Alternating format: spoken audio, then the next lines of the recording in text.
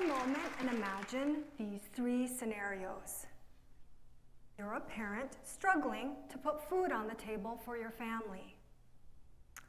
Or let's say you're a new mom, but 6 months later, your boyfriend decides that he doesn't want to be a father anymore. Or what about this? Your partner or spouse died, leaving you with 2 children to raise on your own. What would you do in these situations? When I've asked people this question in the past, they've answered by saying, I'd reach out to my family or friends for help, or I'd sign up for food stamps, or I'd apply for social services. But not once has someone answered, I would put my children up for adoption. Why? Because in this country, adoption is the last resort in these situations, if it's even considered at all. Case in point, no one would look at this and conclude that this woman should put her children up for adoption since she's a single mom, right? But in South Korea, it has been the first choice for single mothers and struggling families facing hardship. I begin my talk here because when we situate transnational adoption within the context of the US, it becomes very clear just how flawed it is to prop adoption up as a solution to hunger, poverty, or family crisis. But when most people hear the word adoption, these aren't the things that they're thinking about, because the general public talks about adoption in one of 3 ways. As an eco-friendly way of creating family, so basically a form of population control. As an alternative way of making family for queer folks and those dealing with fertility issues. And perhaps the most common way that it's talked about, as a humanitarian act of rescue. Now, I guess it's not surprising that these are the most common talking points of adoption, because they're also the most common reasons why people adopt. Perhaps some of you here have adopted, or know someone who has adopted for these very reasons. I have 0 interest in making you feel guilty for your desire to make family in this way. But the highly personal and sentimental nature of adoption shouldn't stop us from examining this practice critically. So let's widen the lens through which we see and understand adoption by revisiting this list. If you notice here, all of these reasons are from the perspective of the most privileged person involved, the prospective adoptive parent. When conversations about adoption only revolve around the concerns of those who are adopting, it leaves out an entire backstory. Missing here is, how do children become available for purchase in the first place? In addition, these mainstream ways of talking about adoption rarely ever consider the perspective of the adoptee or the birth parents. And this pattern shows up in academia as well. For the most part, adoption scholarship has been dominated by non-adoptees, so people like social workers, adoptive parents, and psychologists. But adoptees, like myself, are inserting ourselves into the conversation so that people have a fuller understanding of its impact. So to that end, I'd like to share a little bit of my own story. I was born in Seoul, South Korea. This is my amma carrying me Korean style. I only have 2 pictures of me as an infant, and this is one of them. So this photograph is very precious to me.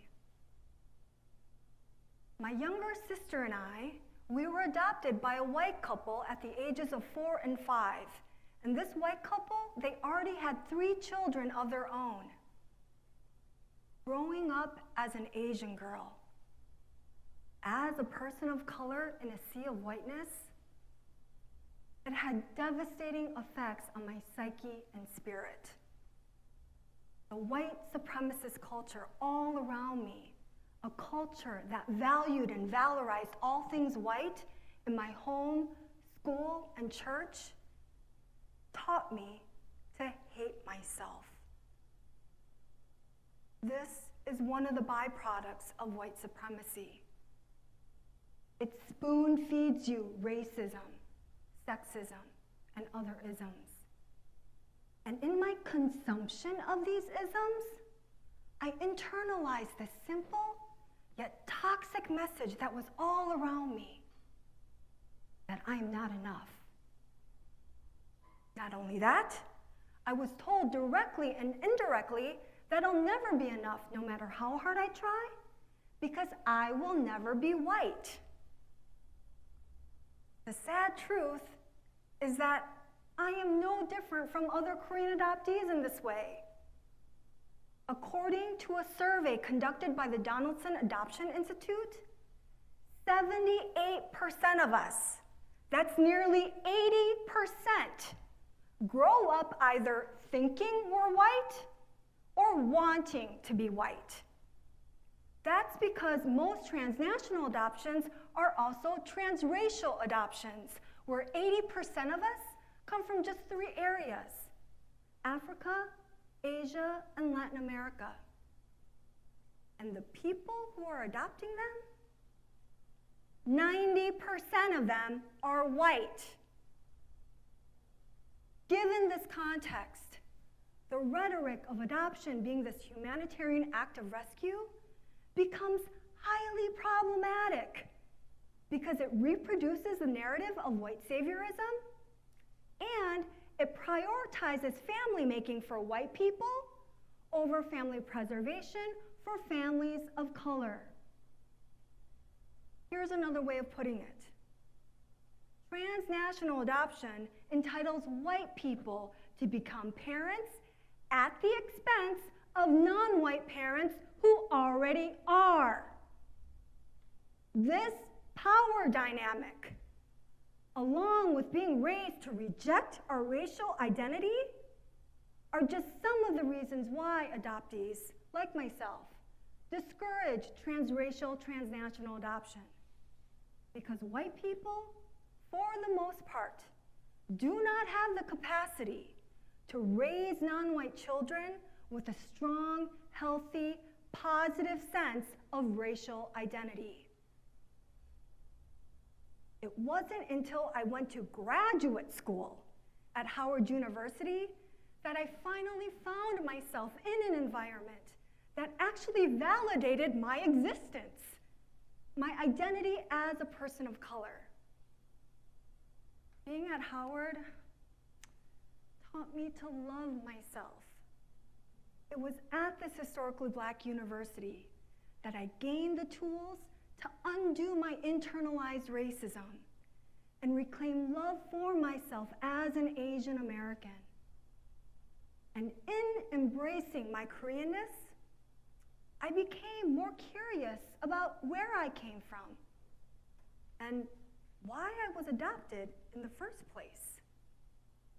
Like many of you, I grew up believing that adoption was this kind, generous act where white people open up their hearts and homes to provide a better life for unwanted children. I never questioned that story, especially since I was told over and over again as a child that my birth mother loved me so much that she gave me up so that I could have a better life in America. This, too, is a common experience among us transracial, transnational adoptees, as we hear this a lot growing up. But what I had been told was a lie. And it wasn't until I reunited with my Amma that I found out the truth. Here we are, reunited literally 20 years after we were forcibly separated from each other. During our month-long reunion, my sister and I learned that because of my Appa's my father's sudden death, everything that my Amma owned, including her children, became the property of my father's family.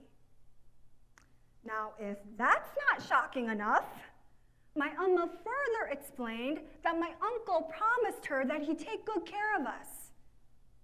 Instead, he sold us up for adoption behind her back. Now, I don't know about you, but after hearing that, I questioned everything I had been told about adoption. It was no longer enough for me to know why I was adopted.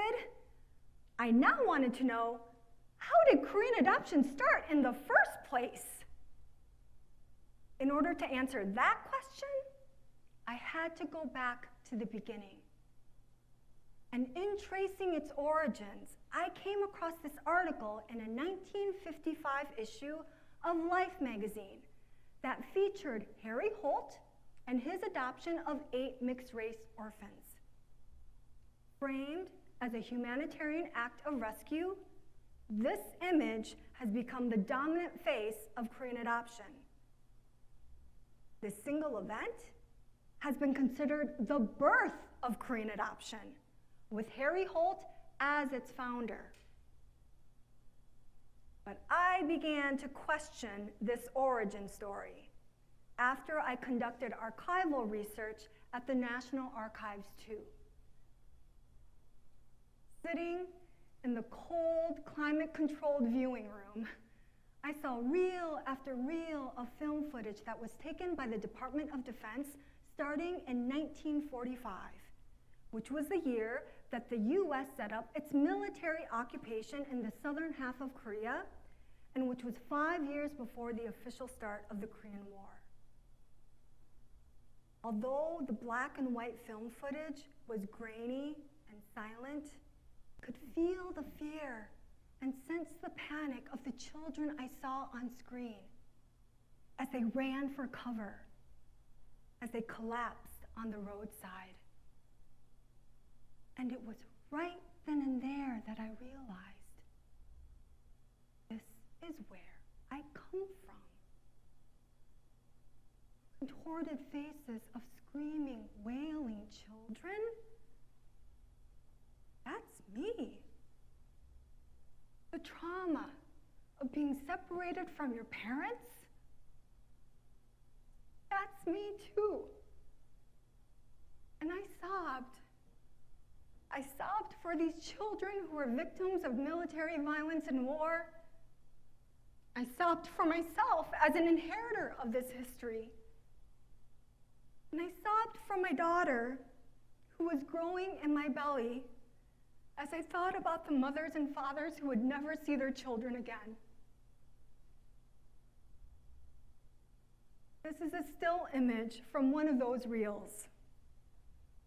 Pictured here are 3 Korean orphans, and while it's difficult to see, they've been dolled up with makeup and dressed in identical hanbok to look like Oriental dolls. They're propped up like trophies in the arms of servicemen from the 9th Corps who've organized a Christmas party for them. Watching reel after reel of images like this, I came to realize that my adoption is rooted here in the US military occupation of Southern Korea at the start of the Cold War. These are the conditions that pave the way for Korean adoption. So what if this image becomes the dominant face of adoption? Put another way, what happens when we situate the origins of Korean adoption in figure 1 rather than figure 2? When paired alongside each other, Holt family portrait becomes entwined in a complex set of historical and geopolitical conditions.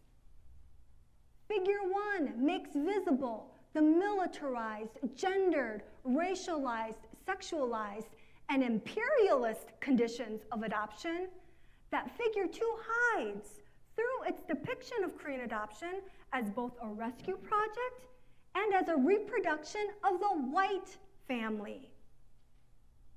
What Figure 1 makes explicit that Figure 2 conceals is the direct relationship between U.S. militarism and Korean adoption. This is precisely what's wrong with Holt family portrait becoming the face of Korean adoption. It erases the role that the U.S. military played in creating the conditions that made Korean children available for adoption in the first place. Chimamanda Ngozi Adichie, in her powerful TED Talk, The Danger of a Single Story, reminds us that where we start the story matters. Beginning the story here with the act of rescue erases everything that came before that rescue. And thinking of Holt family portrait as the birth of Korean adoption ignores the origins of U.S. militarism, occupation, and racialized sexual violence, all of which continue to this day.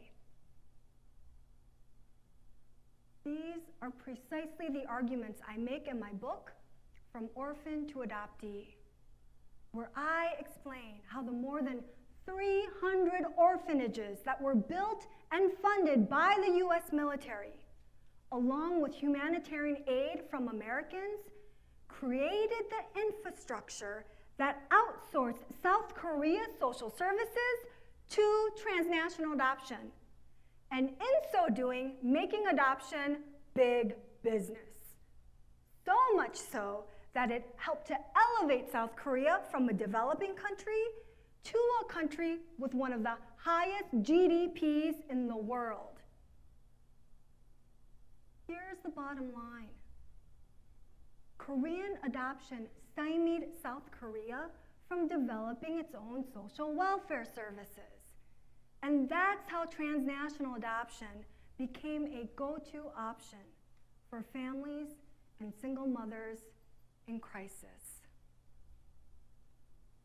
So with all that said, and I said a lot, I guess what I'm really trying to say here is that I want a world where this mother and her right to her children, my mother's right to her children, is just as unquestioned and as unchallenged as this one. Thank you.